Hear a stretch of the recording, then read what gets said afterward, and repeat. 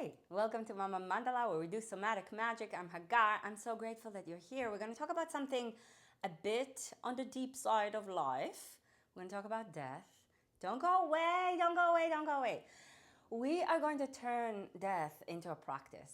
We are going to move our bodies in a way that allows us to contemplate and embody the process of releasing and letting go of some of the things in our lives that it's time for us to place on the compost pile of our existence. And here's the thing, we are all of us, if we're healthy in our in our being, are going to be somewhat afraid of dying. This is normal. Without being afraid of death, we can't survive. So the yoga tradition, actually, it's not the entire yoga tradition, but enough of the yoga tradition follows this arc and this idea that the fear of death in Sanskrit is Abhinivesha. The fear of death is one of the 5 causes of suffering, the inflictions, the causes of pain in a human's life. And this kind of gives us this sense, this idea that we need to let go of our fear of death.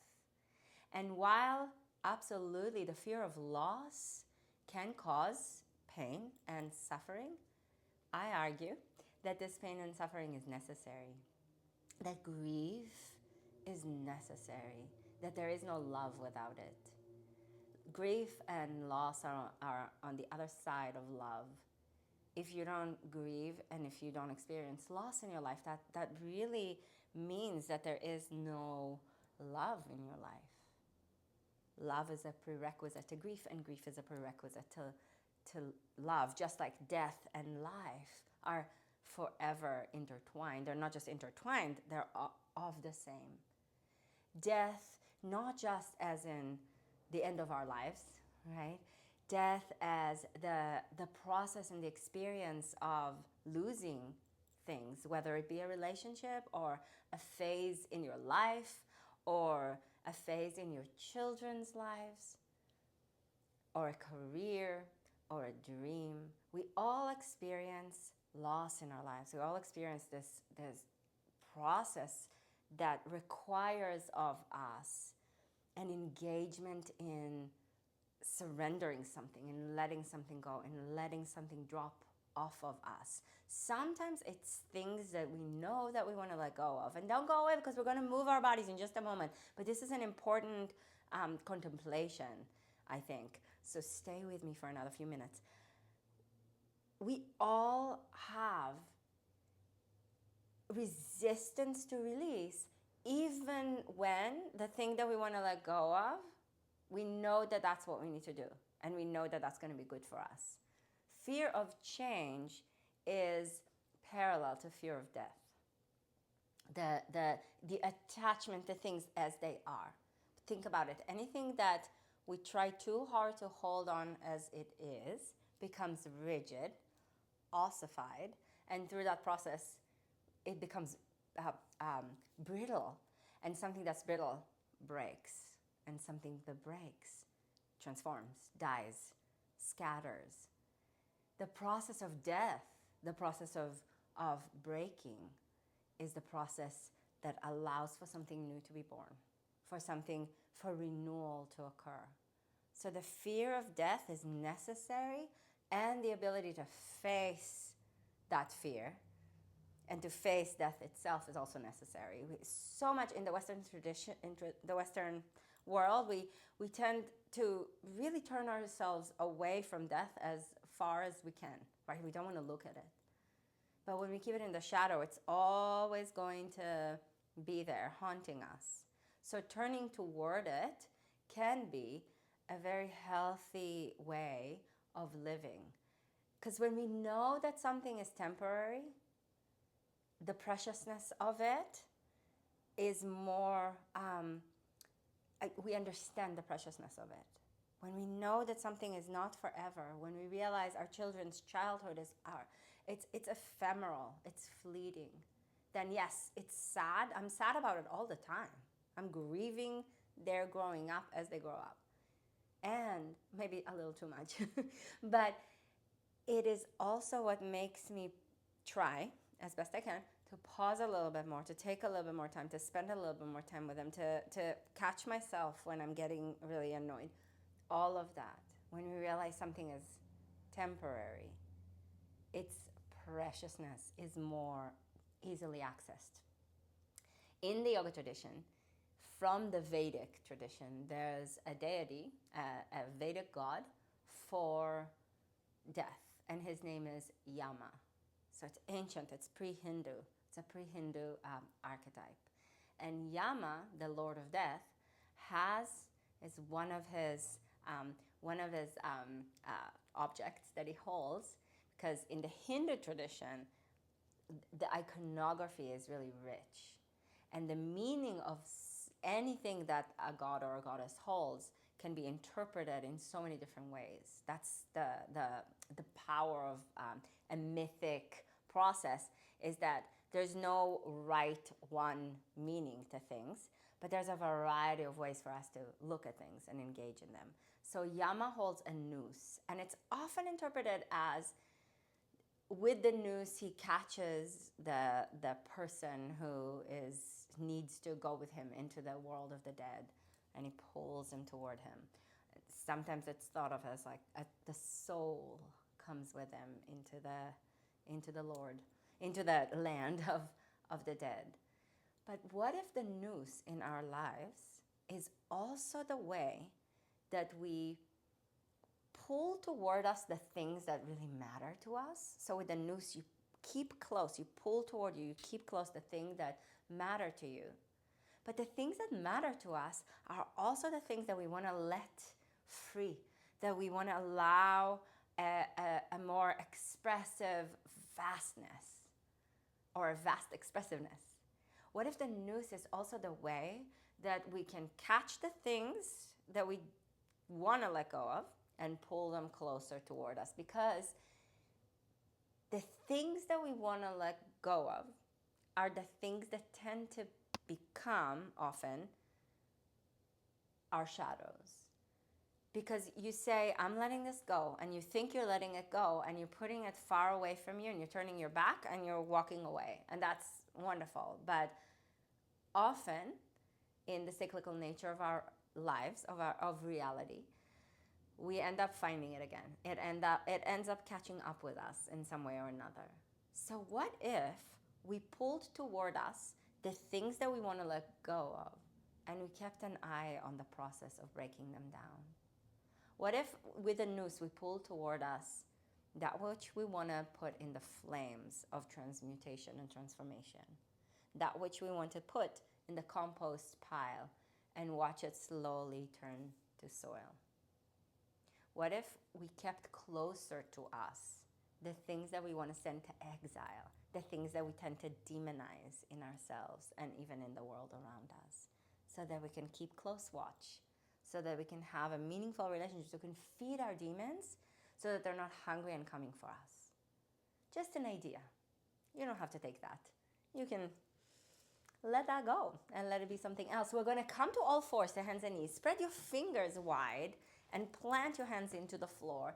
And actually, before we go there, you might want to have a block and a strap. I'm going to have a yoga strap, I call it a yoga strap, with me. You can, if you don't have one of those at home, you can grab a scarf or something that will help you catch behind your back if there's a need for that in your body, if your shoulders are tight.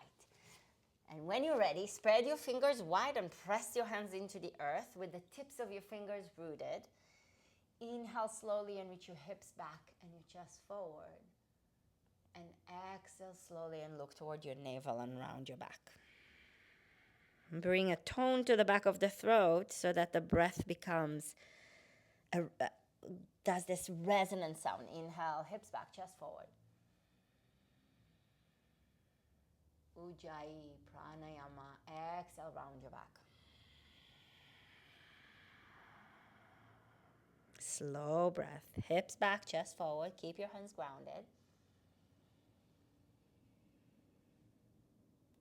Exhale, Look in towards your navel and round your back. Finding yourself exactly where you are. Inhale to the space between cat and cow and reach your left arm to the left.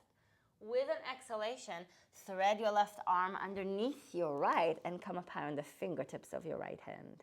You can move your hips a little side to side if you need to. Press the tips of your fingers into the earth, lift your elbow up, and draw the head of your arm bone into the socket and your scapula, your shoulder blade, toward your spine. Slow breath. Draw the sides of the ribs toward the right side of the rib toward the left, in the middle of your body. And this is igniting a little bit of a fire in your core, fire in your digestive system, a fire in your belly, which is in charge of a deep process of transformation every day. Inhale and twist. Bring yourself back to center and reach your right arm to the right. And exhale, slide your right arm underneath your left and come up high on the fingertips of your left hand. Twist to the left. Slow breath.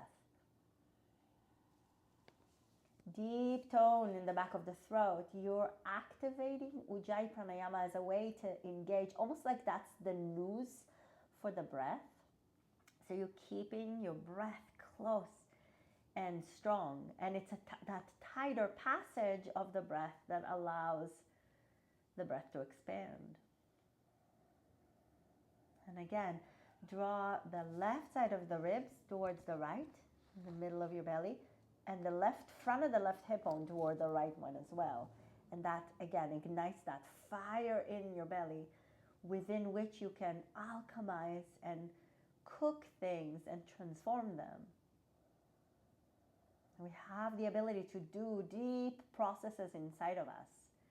Untwist with an inhale, and that which we let go of becomes the fertilization of the ground. Exhale, stretch up and back, downward facing dog, right? The soil is nourished, fertilized by that which is released, that which dies, that which is no longer needed.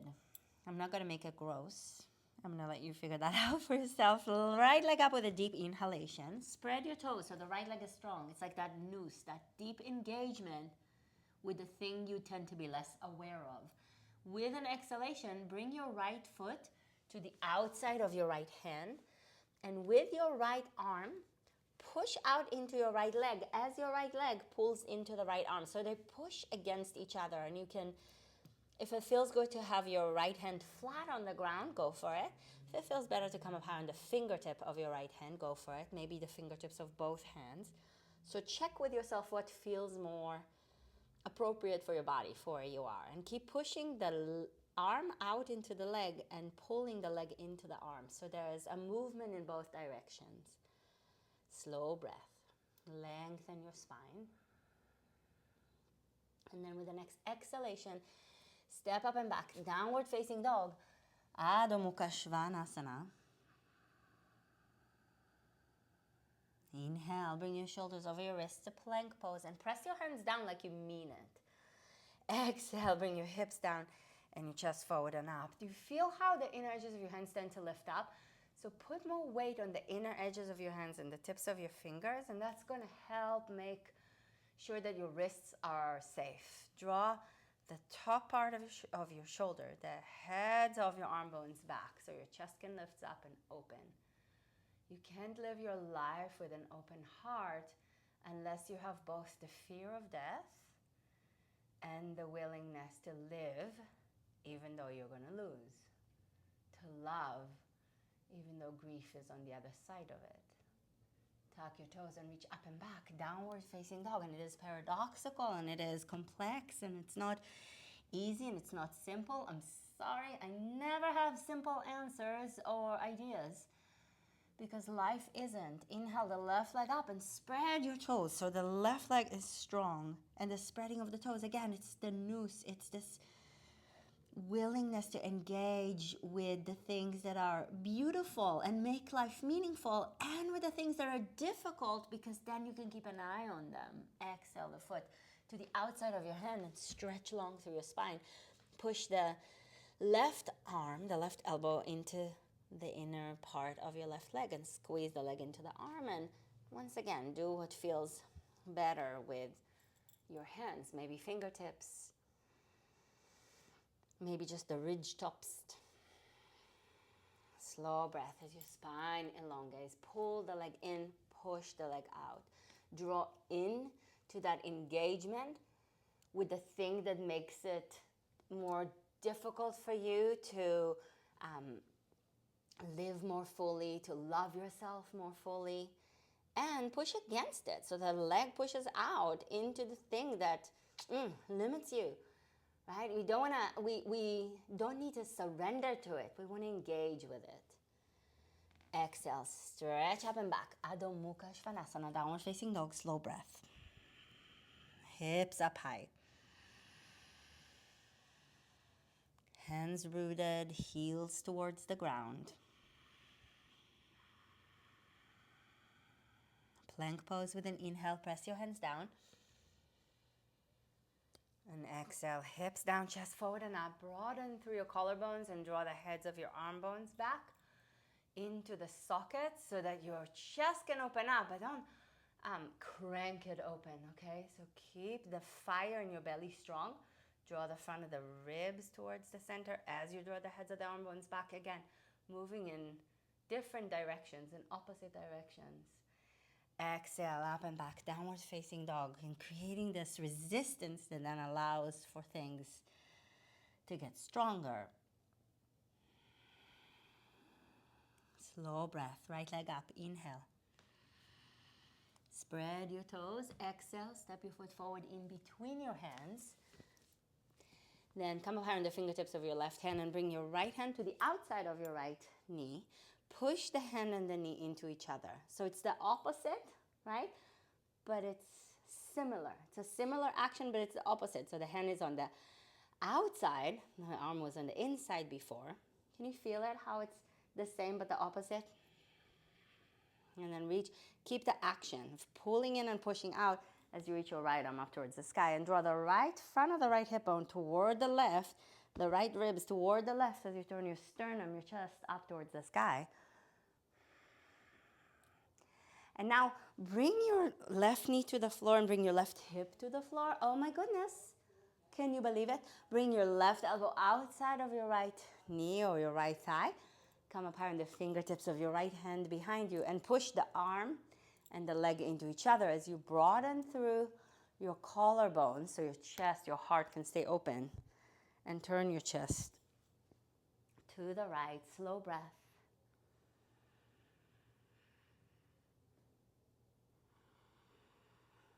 So yeah, spiritual teachings sometimes tell us to let go of the things that are in our way, to let go of the things that bother us. And there is so much value in that. I'm not speaking against it. We're going to now turn even more to the right, okay? Stay with me.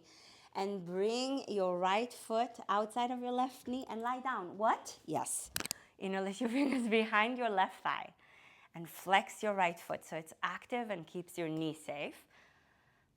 Spread your toes on both legs.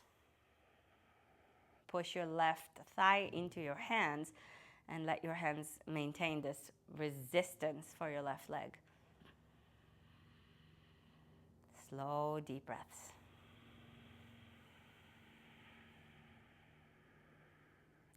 So yeah, we do need the ability to let things go, but where do they go? I'm always wondering, where do the things that I'm letting go of are going?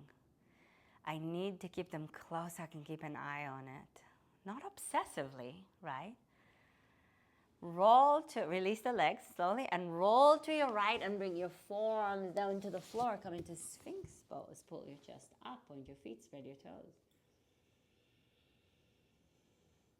Exhale, lower your chest down and interlace your fingers behind your back. And if it feels too tight, hold your strap. Stretch your arms behind you, lift your chest. Ooh, sorry about the noise. Slow breath in. Exhale, place your hands down by the side of your chest. Lift your chest up into Cobra for one inhale.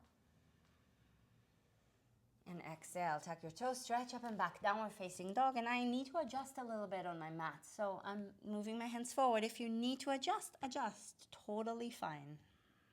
This sequence is a little funky, right? Doing things in a little bit of a different way allows us to engage this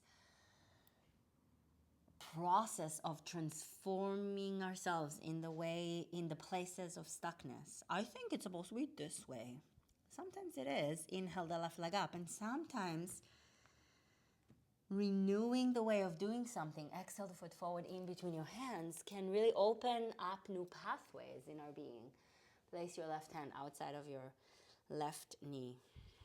Slow breath. Bring your awareness, your attention to your breath, to the preciousness of breathing. We're so lucky we get to breathe. Hand and knee press into each other. And slow the breath down. So the yoga tradition also says that the slower our breaths, the longer our lives. Not cute. Draw the front of the hip bones towards each other, the sides of the ribs towards the center, and stretch your left arm out towards the sky. But keep your knee, your left knee, drawing in and pushing out at the same time, which is going to make your hips stronger, your legs stronger. And also that action of pulling in, pushing out is, in general, don't hold me to it, but in general, for most people, squeezing in and pushing out at the same time can be really healing and helpful for the knee. And now bring your right knee down and sit on the right hip.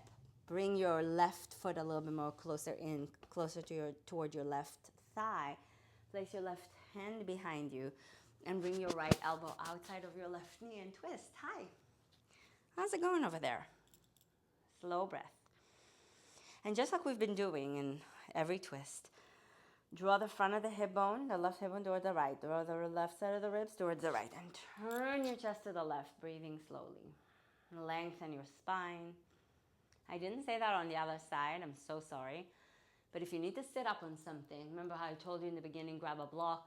Put a block or put a blanket, put something underneath your hips to support you so that your spine, so you're not rounding and sitting back there and it's really difficult and tight. So sometimes the transformation happens from bringing ourselves the things that can help us. Can you believe it? Turn your whole body now to the left. Bring your right foot to the floor. Flex your left foot and lie on your back. Bring your right knee into your chest and interlace your fingers behind your right thigh. Flex your foot and engage your left leg. You can use the left elbow and the left inner leg, the left knee, pushing into each other. Slow, deep breaths.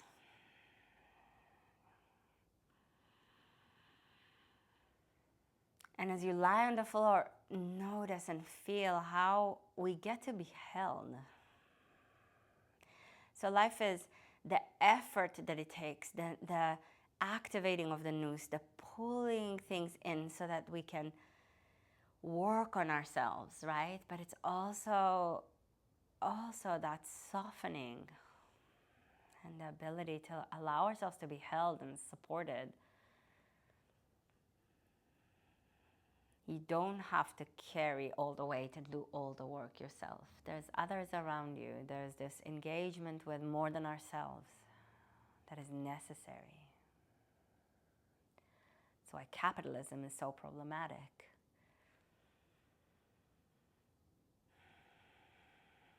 Roll to your left and bring yourself into Sphinx pose. So forearms on the ground. I love rolling in directions that are less expected, right? Point your feet, spread your toes, lift your chest.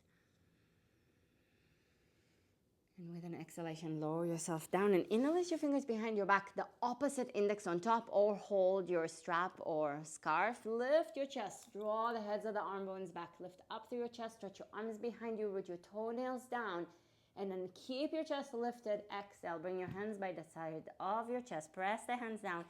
Inhale into Cobra. And exhale, tuck your toes and stretch up and back, downward facing dog. I'm hoping that your shoulders are opening up. We're going to need that. Deep breath in. And exhale, walk your hands back towards your feet into Uttanasana. And you can bend your knees if you need to. If your hamstrings are really tight, if your lower back is going through some stuff, bend your knees. You can put your hands on blocks. You can even put your hands on a couch or on a chair. Reach the hips back and breathe slowly. Okay, stay where you are. I'm gonna turn toward you just to make this easier. Inhale and look forward halfway up. And exhale, slowly fold back in. Bend your knees and bring your forearms to your thighs and cross your wrists. One on top of the other, doesn't matter which one. Put your hands on the inside of your knees and push your knees out with your hands as you pull your knees in to your hands. We've been doing a little bit of that in this practice today. With your hips back and your chest forward, right? The things need to push against each other. That's the noose. That's that flipping things a little bit on their heads, doing the thing that is a little less obvious to help us become more well-rounded, more aware, less stuck in our own ways. And with an exhalation, slowly fold forward, Uttanasana, forward bend. Feel the difference in your legs. Wow, I feel a huge difference after this. Separate your feet a little bit wider and turn your toes just slightly out a little bit, and then move your upper body side to side so that your thighs and your knees are a little bit wider and there's more room for your torso to snuggle to the inside of your legs. And I know it's a little bit of a funny movement, but man, it changes the experience of Malasana. And then bring your hips towards the floor. And if this is too much for you, your knees, your hips, this is not for you, put your hips on a block, okay? You don't have to do it like that. And even if the block is too much, if you're good, put your hands in front of your heart and draw your knees in and push your legs out. If the block is too much, if you're really not in a position that feels healthy for you, you can put your hips on a couch, okay? So same here. This is still the same pose. Do you see how it's the same, just the hips are a little bit more supported and a little bit more elevated. Hips back, chest forward and up, either way. Couple of more breaths. And then with an exhalation, fold forward, Uttanasana without wider legs, because we're gonna go back down here in just a moment. Slow breath. And then widen the knees a little bit, and again, move your torso a little bit side to side, the hips a little side to side, so you can snuggle the outside of your ribs on the inside of your thighs. Bring your left hand, I'm gonna mirror you, bring your left hand, left fingertips to the left. Your left leg and your left arm are in contact. Left knee pulls into the left arm pushes into the left knee. So you keep externally rotate your left upper arm and broadening through your left collarbone. Stretch your right arm up to the sky and breathe slowly. So this is prep for Pashasana. Pashasana is noose pose. We're not going to do the full pose today, don't worry, but we're going to play with another variation in a moment. This prep allows us to do this important work of pulling in and pushing out with the leg and the arm, and draw the left hip bone, the left ASIS, anterior superior iliac spine, toward the right, the left ribs toward the right, as your sternum, your chest turns up to the sky through the left side. Now bring your left arm to the inside of your left leg, left fingertips to the side. If you need a break in between, you can do an Uttanasana, take a moment and come back. Pull the leg in, push the leg out. Externally rotate your right upper arm. You're doing your right? Yes. Whew. Right shoulder into the right, head of the right arm into the socket. Broaden your collarbones and stretch your left arm up to the sky. Okay, so pull in with the leg, push out with the arm so that the chest stays open and the shoulders are not cranked. Draw the left front of the hip bone toward the right, draw the left rib cage toward the right in the front of the body, activating this transformative fire in your core, and turn your chest, open it up through the right to the sky. And when I say right, I mean left. Inhale and twist. Bring yourself to center. Hands in front of the heart for just one moment. And then exhale, fingertips to the floor. And stretch your legs straight. Fold forward over your legs. Oh my goodness. Did you survive it? You did well, right? You good? Move your hips a little side to side. Check in with yourself. And sometimes there's these expectations, right? There's expectations in a yoga practice. I'm supposed to do it this way, or I need to do it that way, or she's teaching it wrong. And then there's that invitation to look into those places of resistance that we have and go, wow, how can I interact with this in a way that helps me grow and change if that's needed? Sometimes we want to keep the resistance. Interlace your fingers behind your back or hold the strap. Stretch the arms over the head, depending on what you need. If you need more openness, if your shoulders are really tight, I highly recommend having a strap or a scarf. And then bring your fingertips to the floor. Bend your knees. This is going to be so much fun. Move the hips a little side to side. And dig your right arm on the inside. No, let's do the left. No, let's do the right. Dig your right arm to the inside of your right leg. So the right shoulder goes on the inside of your right leg, almost like it's going underneath. And then if you can, if this is already a lot, you can stay here. If you can, take your right arm toward the right outer hip and the left arm behind your back and clasp the hands on the outside of your hip. Or, this is why you have the strap, right? Or, oh, I just hurt myself with the strap. That was kind of fun. Stretch the strap behind you and hold it. I'm doing a horrible job demonstrating it, but hold the strap and then squeeze the leg in, push the leg out as you stretch the arms over the head with that clasp. Draw the hip bone, the left hip bone, toward the right, the left side of the ribs toward the left, and turn your chest to the left toward the sky as your right arm and your right leg press against each other. So there's no crushing of your shoulder. If you're too crunched in your shoulder, the strap is a really good idea. Then very slowly with engagement, release this pose and fold in. If you need to stand up for a moment or move your body around, do so. And when you're ready, dig your left arm on the inside of your left leg. Squeeze the left leg into the left arm. Push the left arm into the left leg. Move the hips around a little bit. And when you're ready, left hand goes to the outside of the hip. Right arm goes behind the back and clasp. Move the hips a little side to side. And if this is too much, you stay right here without clasping. Or you use the strap. So you gotta go where you are. And if it's too much, I didn't demo it on the other side. Maybe you're doing this seated and you just have your arm underneath your leg and the other hand on the inside of your other leg and turn your chest. There's always options. You can always rewind this and do the other side again, like I'm demoing it here. So we don't have to give up, but we have to make adjustments so that we can work with ourselves where we are. And that's dying, that's transforming, that's shifting, that's composting some of the ideas that we have of how we're supposed to do things. Undo this thing, release the hands and place your fingertips on the floor. Interlace your fingers behind your back, the opposite index on top, and stretch the arms over the head. If you need to, use the strap. Slow breath.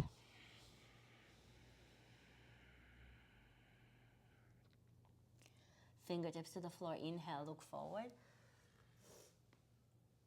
I have a little cold, so I'm making funny noises. Exhale, fold back in. Ground through the legs.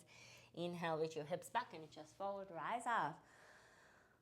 Ooh, exhale, bring your hands to your heart. I'm feeling it. Can you feel it? It's hard work. It's hard work pulling toward us with the noose the things that we want to let go of. You think of a practice for letting go and you can shake yourself out a little bit. Wrists and shoulders and legs and ankles and hips. You think of it as a practice that's going to be relaxing, and that's really good, and sometimes we definitely want to do that. Practice of relaxing in order to be able to process something that we want to let go of is really good. And doing the opposite, flipping it on its head and actually pulling in and binding ourselves and making it the opposite of the expected is deeply transformative. That was our pep talk. Here we got one more.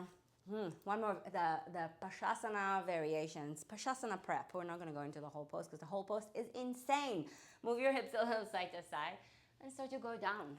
Move the torso a little side to side on the inside of your legs and bring yourself toward the floor, hips towards the floor. And you remember the variation that is good for you, hips on a block or hips on a couch or on a chair. Okay, here we go. Right arm on the inside of your right leg. Pull in with the leg, push out with the arm. Got this so far? I highly recommend the strappy strap. You can hold it with your right hand and bring it behind you on the outside of your hip. Guess where we're going? We're going to bring the left hand behind. Might be more helpful to do it with the other hand. So the strap on the left hand to catch on the other side with the right can be really helpful. Or if you have the openness for it, the arm, so the arm is not underneath the leg here. It's going through the inside and then through the front. And this is, I'm telling you, it's an insane position. So don't worry about it if you're feeling discouraged. Can you turn, like now I'm feeling a little discouraged because where is that finger? We breathe with it. The discouragement is not necessarily a bad thing. We can feel it. We can process through it. We don't have to throw the practice away. You can always do this with your hips on a couch, okay? And with a strap and working more on the opening of your chest. Slowly release it. Hands down to the ground and fold over your legs into Uttanasana. And maybe I'm feeling the need to hold my ankles and pull myself a little more deeply in. If you're with me on that, you can do that too. Like, what if we turned toward the discouragement and use the energy of discouragement, pull it in with a noose instead of, I'm just going to let go of the discouragement, doesn't matter. It matters. What if it matters? And keeping it close to us allows us to work with it and alchemize it instead of just leaving it somewhere where we don't look at it. And I'm not saying that's always what we need to do. This is just an invitation to flip things when needed. Move your upper body a little side to side, move your torso side to side, move your hips side to side, bring your hips back down toward the floor. Left arm on the inside of your left leg. Push the arm into the leg. Squeeze the leg into the arm. There's that resistance. Front of the hip bone on the right side move towards the left. The left moves towards the right. The ribs pull toward the center and then bring your left arm, spin it around, bring your left hand on the outside of your left hip. Ugh. See, I haven't done this in a really long time. And it's more challenging now than it used to be. Slow breath. You can use a strap. You can use a variation where your hips are on a couch or on a block. Breathe slowly.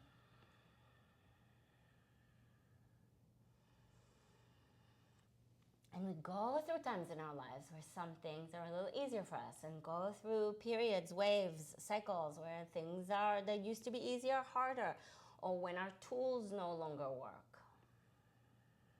Breathe slowly. And so we keep the frustration close to us instead of throwing it into the lake, because in the lake of the unconscious or the sea of the unconscious, it might turn into something, to a little bit of a monster. You know what I mean? Slowly undo the situation and fold over your legs. One more wide-legged Uttanasana. Go ahead and interlace your fingers behind your back one more time, because that's going to help release whatever is stuck in the shoulders.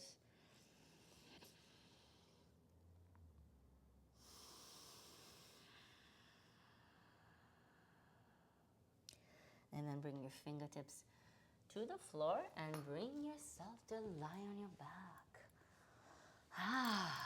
It's a lot. Place your feet as wide as your mat and open the arms out to the sides, and then let your knees drop to the right. slow, deep breaths.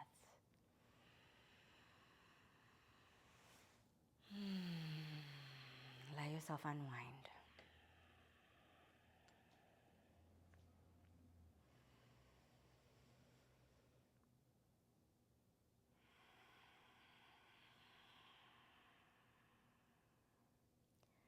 Inhale your knees back to center.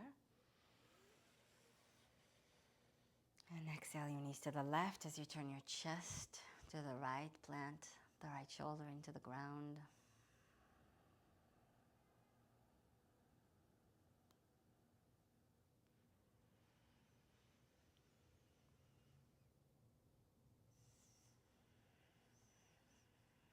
It's not helpful to hold on to things really tightly.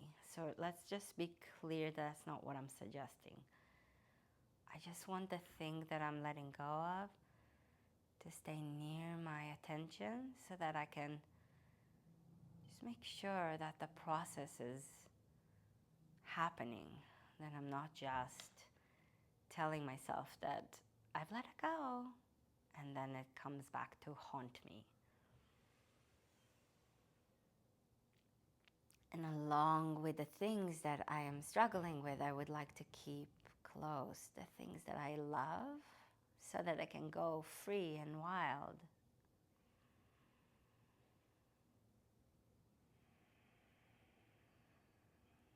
Inhale your knees back to center and bring your knees into your chest and give yourself a nice big hug, big sweet hug.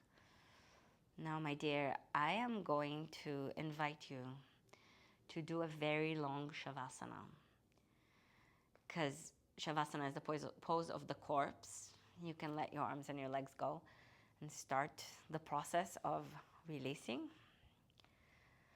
And if your ankles or your wrists need to move around a little bit or your hips need to wiggle, go for it. So I would recommend a 10-minute Shavasana right now, 10 minutes of relaxing into the earth and allowing things to really compost and assimilate in your being in this pose of the corpse. But I am going to sign off.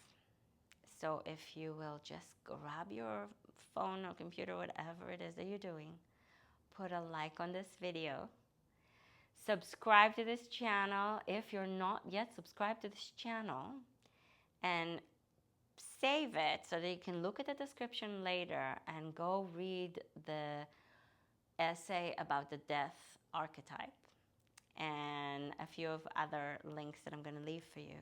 And also grab my free guide for secular, heartful, soulful rituals. All of that's going to be in the description of the video, so make sure you save it so that you can come back to it later. And then later, after you've rested for 10 minutes, go send this video to somebody that needs it in your life, okay? And I cannot wait to see you again. I hope soon, all right? Thank you so, so much. Namaste.